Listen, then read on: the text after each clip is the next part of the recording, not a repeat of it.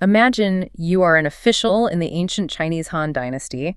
You've been summoned to address the emperor, but you can't just walk up to the throne. Right, you have to prepare first. Exactly. And part of that preparation involved popping this incredibly rare, very specific little breath mint into your mouth. Yeah, they called them odoriferous pistils. Odoriferous pistils. And you had to chew on this intense aromatic flower bud just to sweeten your breath enough to even be permitted in the imperial presence. And, those pistils were actually Javanese cloves. Yeah. I mean, long before the invention of the refrigerator or basic dental hygiene, the world was a pretty pungent place. So these little dried flower buds were practically magical. They really were. So today our mission is to explore the geography and the deeply complex history behind those exact cloves.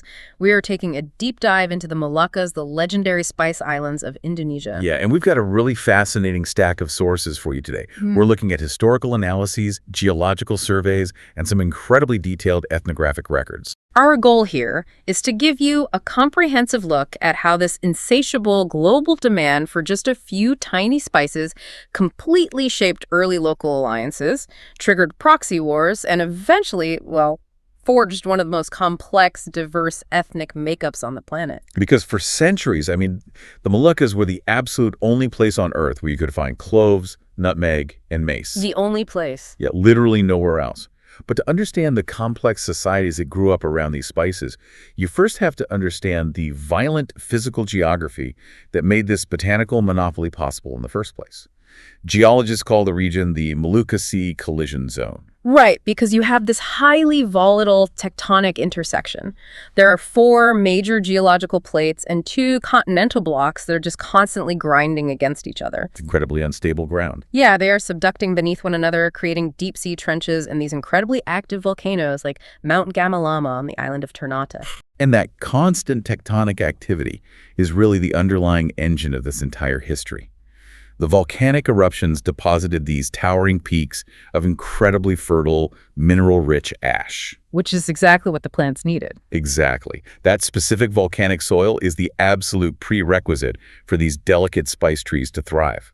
So think of the Moluccas as a geological pressure cooker. The colliding plates literally pushed these islands out of the ocean, creating a perfectly isolated, mineral-rich greenhouse that cooked up a botanical monopoly. I love that analogy. It's a pressure cooker because geography is destiny here.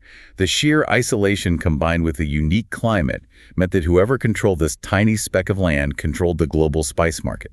And the sources highlight that these islands sit directly in the middle of the Wallacea transition zone. Right, which is a deep water biological divide. So, during the ice ages, when ocean levels dropped, land bridges connected parts of Asia and parts of Australia, but the water around the Moluccas remained too deep. So the animals and plants couldn't cross over. Exactly. Asian flora and fauna could not mix with Australian flora and fauna. It functions a lot like the Galapagos Islands for you. The evolutionary isolation creates massive endemism, which basically means plants and animals evolved there that literally exist nowhere else on the planet. Yeah, you get incredible creatures like the salmon-crested cockatoo on the island of Ceram. Wow. And of course, you get the exclusive natural habitat for cloves and nutmeg. So because these specific islands were the exclusive source of spices that the entire world wanted, sophisticated indigenous societies naturally evolved to control and manage that immense botanical wealth well before any European explorers even showed up. Right. By the 14th century, you see this powerful confederation of 4 sultanates emerge in North Maluku. They were known as the Moluku Raja, which translates to the 4 mountains. That reflects those towering volcanic peaks we were just talking about, right? Exactly. And those 4 were Ternate, Tidore, Jailolo, and Bakan. Ternate and Tidore really quickly established themselves as evenly matched superpowers, constantly vying for dominance over the clove trade. And they managed this through some pretty sophisticated economic cartels. Ternate led a trade federation called the Ulilima, meaning the Federation of 5 Brothers. That included islands like Bacon and Ambon. Yeah, and Tidore countered this by typically allying itself with Jailolo. They weren't just fighting, they were standardizing weights, fixing prices, and pooling resources to negotiate with foreign traders. A major factor that supercharged this whole organization was their adoption of Islam in the late 15th century. That was brought in by Javanese and Arab merchants. And it wasn't just a spiritual shift, It functioned as an incredibly effective economic and administrative tool to manage the spice economy. It gave them a shared legal framework. Right.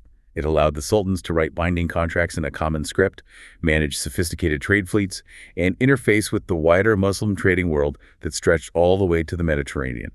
It really modernized their bureaucracy overnight. Okay, but I do want to push back on the logic of this constant infighting. I mean, wait, if they were sitting on a literal gold mine of spices, wouldn't fighting each other just make them incredibly vulnerable to outsiders? Why not just unify? Well, what's fascinating here is that the conflict wasn't designed to destroy the other side. The underlying mechanism was about maintaining a dynamic balance. Despite the warfare, they were bound by a deeply held foundational myth. Right, the myth of their shared ancestor. Exactly. They all claimed descent from an Arab descendant named Jafar Sadiq, who supposedly married a local nymph, and the 4 sons from that union went on to found the 4 sultanates. So they were essentially all cousins. Yeah, so even when Ternate and Tidore were battling over clove prices, there was this foundational genealogical unity. They intermarried extensively. It created a ritualized equilibrium that kept the entire region stable. Because wiping out your rival meant wiping out your own extended family. Exactly, and the mythological foundation of their own right to rule. It is essentially an ancient family feud, but with armadas of war canoes and a global monopoly at stake. Yeah, but that delicate internal balance was totally shattered when the scent of these spices reached Europe. It triggered the famous spice race, and that turned local rivalries into global proxy wars. Because in Europe, spices were far more than just flavorings. They were medical marvels, status symbols, crucial preservatives. They commanded astronomical prices, often worth more than their weight in gold. Oh, absolutely. So the Portuguese become the first Europeans to arrive in 1512, and they fundamentally misunderstood the local political dynamic. They established a fort on Ternate and attempted to monopolize the trade through sheer force. But following the local logic of the 4 mountains, as soon as Ternate allied with the Portuguese, Tidore naturally formed a counter-alliance with the next European power to show up, the Spanish. Right. Okay, let's unpack this. It's like a massive corporate takeover. The European powers were using the local sultans as chess pieces, but the sultans were simultaneously trying to use the Europeans' heavy artillery to win their own centuries-old chess game. That is a perfect way to look at it. But the Portuguese approach ultimately failed because of their sheer brutality. They alienated the local populations, and the breaking point was when they assassinated a prominent local leader, Sultan Harun. Right, and his son, Sultan Babula, used the outrage over that assassination to unite the usually fractured local alliances. Yeah, he successfully expelled the Portuguese from Ternate entirely in 1575. But that victory was pretty short-lived because the Dutch East India Company, the VOC, arrived in 1599. And if the Portuguese were brutal, the Dutch were systematically ruthless. Yeah, they implemented a policy called extirpity, or extirpation. To maintain an airtight global monopoly, the VOC needed absolute control over the supply. But they couldn't militarily garrison every single island where spices grew, right? Exactly. So they decided to artificially manufacture scarcity. The Dutch systematically uprooted and burned clove and nutmeg trees in any area they couldn't directly control. Which seems so counterintuitive. You are burning your own incredibly valuable cash crop. It does sound crazy, but the economic mechanism makes dark sense. If you restrict the global supply to only the plantations you heavily guard, you can completely dictate the price across the entire planet. And the human cost of this economic strategy was just devastating. It culminated in the 1621 Banda massacre. The indigenous Bandanese people resisted the Dutch monopoly, and the VOC response was just a campaign of total annihilation. Yeah, they wiped out the native population of the Banda Islands. And then, to keep the nutmeg flowing, they repopulated the islands with enslaved people brought in from other parts of Asia. They turned a complex indigenous ecosystem into a brutal plantation economy. The VOC didn't just want trade. They fundamentally altered the landscape by imposing this artificial scarcity.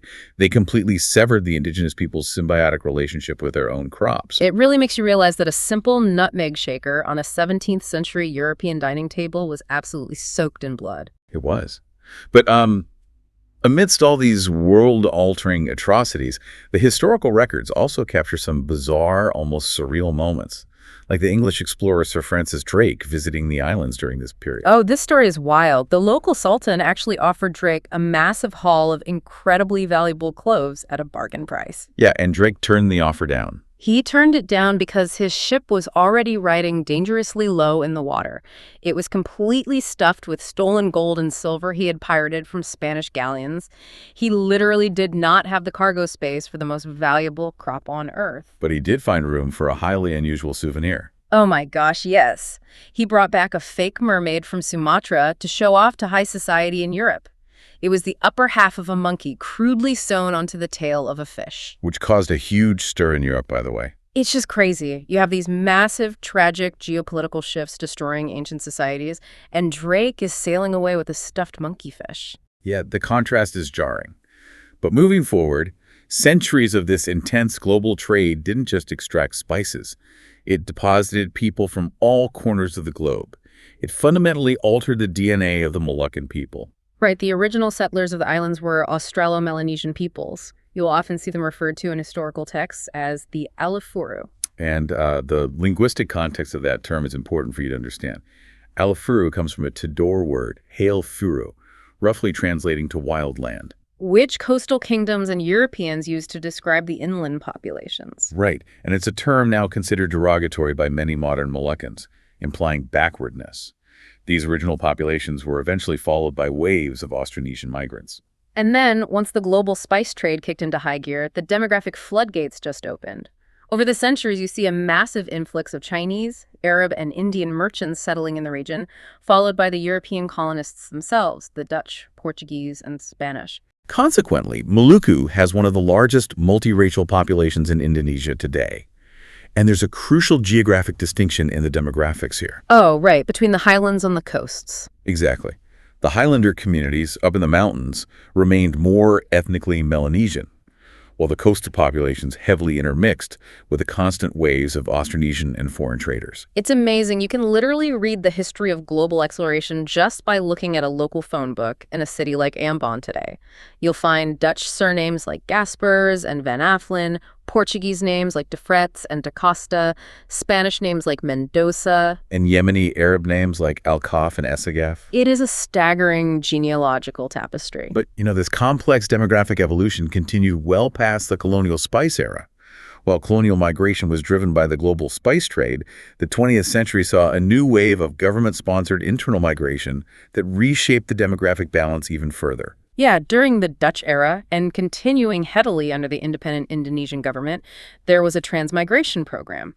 The government resettled thousands of people, predominantly Javanese, Bugis, and Makassarese Muslims, to the Moluccas. Right, and groups like the Bugis and Bhutanese migrants rapidly increased their share of the merchant and retail trade in places like Ambon. And this sudden demographic shift severely disturbed traditional local systems. For centuries, indigenous Moluccans relied on customary land rights known as adat. And adat is not simply a set of rules. It is a fundamental mechanism of social organization. It dictates communal land ownership and deep mutual obligations. So when you introduce a massive wave of migrants driven by a central government, those new arrivals operate entirely outside the adat system. Exactly. They open shops and claim land without integrating into the traditional network of reciprocal obligations. This created a highly volatile environment.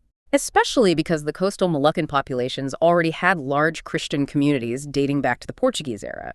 They had coexisted in a delicate balance with the Islamic sultanates. But this influx of predominantly Muslim migrants tipped that demographic balance. And the religious friction intensified significantly in 1981. The Indonesian Ulama Council issued a fatwa banning Christians from participating in Islamic holidays, which really deepened the religious and ethnic segregation. Now, because this involves recent, highly sensitive sectarian history, we have to be clear for you. We are not taking sides or endorsing any viewpoints here. We are strictly neutrally reporting what the ethnographic sources outline. Yes, and those sources show that these mounting ethnic, economic, and religious pressures tragically erupted into the 1999 to 2002 sectarian conflict between Christians and Muslims, which displaced roughly 500,000 people. It was devastating. So what does this all mean? How do these modern conflicts connect to the ancient history we were just discussing? Well, if we connect this to the bigger picture, the original Moluccan alliance systems, like the Ulilima, were built over centuries, specifically to manage local resources and immediate rivalries. Right, they were designed to keep the peace. Exactly. When rapid, large-scale transmigration completely bypassed these traditional systems, those ancient social safety nets failed. The traditional mechanisms of a diet couldn't absorb the strain of a population that was never integrated into them. It is a profound demonstration of how ignoring local history can have such tragic modern consequences. Well, we have covered a massive journey today for you. From a geological pressure cooker creating rare spices to the powerful Four Mountains sultanates. And the brutal European monopolies. Right, all culminating in a deeply diverse but historically complex modern population. You know, globalization is often discussed as a modern internet age concept, but true globalization was born on these tiny islands hundreds of years ago. It really was. And the legacy of that very first global market is still visible in the faces, languages, and surnames of the Moluccan people today. But I want to leave you with one final fascinating historical riffle to ponder. Oh, the RMS movement. Yes. Following Indonesia's independence, a secessionist movement called the Republic of South Maluku, the RMS, attempted to break away and form an independent state. But they were defeated. They were. And when it failed, roughly 12,000 Moluccan soldiers and their families fled. And where did they go? They fled to the Netherlands. The very European empire that had systematically colonized and exploited them centuries earlier. Exactly. And today, that diaspora has grown to around 40,000 Moluccans living in Europe.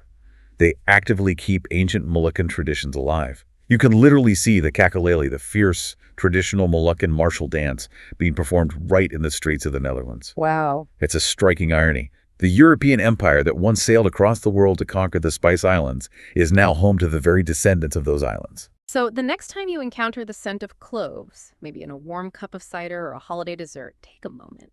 Think about those Han Dynasty officials chewing their odoriferous pistils. That single, tiny flower bud carries the weight of shifting tectonic plates, ancient family alliances, and the shaping of our modern world. Thanks for joining us on this deep dive.